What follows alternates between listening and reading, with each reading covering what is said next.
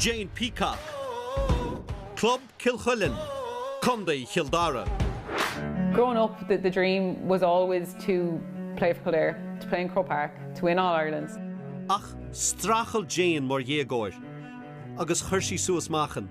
I was about 18 to 22 or 23. I was struggling a lot with, sexual identity, my own weight, which obviously then impacted on my confidence. It affected my self-esteem.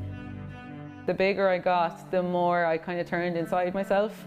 And I definitely wasn't happy with how I looked, and I suppose people could see that. Like, I was carrying a chip on my shoulder, and she went in on herself. Like, I mean, she'd answer when you'd ask something, but there was no chat and, you know, about the everyday stuff and all that. Just generally quiet. That would have been it. Wasn't just generally quiet. I was worried.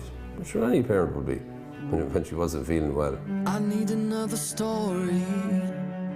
Something to get off my chest. I think the eating was probably, it was a byproduct of kind of struggling to come to terms with and accepting who I am.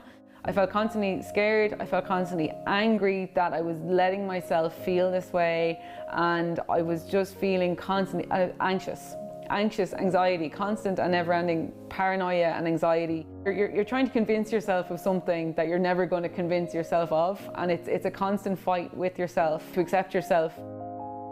There was no milestone moment in my head. It was more just accumulation of the older I got, the more kind of you have these kind of self-conversations with yourself. Listen, you need to be happy. You need to do what's best for you. Bhí muintir Jayne in an ahrú a eáil, a teachtarthaí. Before she had even come out to us, she had started losing her weight, so she was getting stronger and stronger in herself. She was getting to a stage whereby, well, you know, this is my life, and this is, you know, I have to live it. And I had a whole doomsday story in my head of when I said it to my parents, the world was going to end, etc.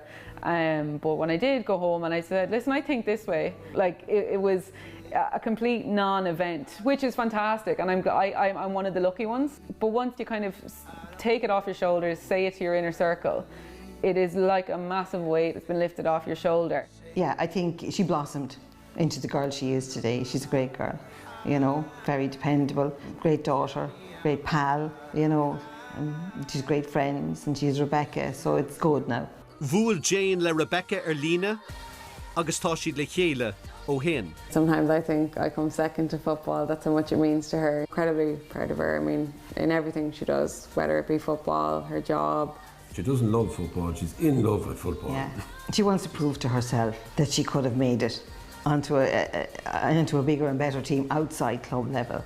I look back and I'm disappointed. I'm disappointed in myself that I didn't push myself past that fear zone, that barrier. And I think that's a huge part of why I did the Underdogs, because the end challenge is to play a high standard inter-county team. So to be on the same pitch as those girls and have something to prove, well, I will do it with a bit between my teeth. I'm not going to come out and say I could have done more or I should have given it a little bit more. If I'm done, I'm done. I'll run till my legs fall off. Glenveigh, home of the new.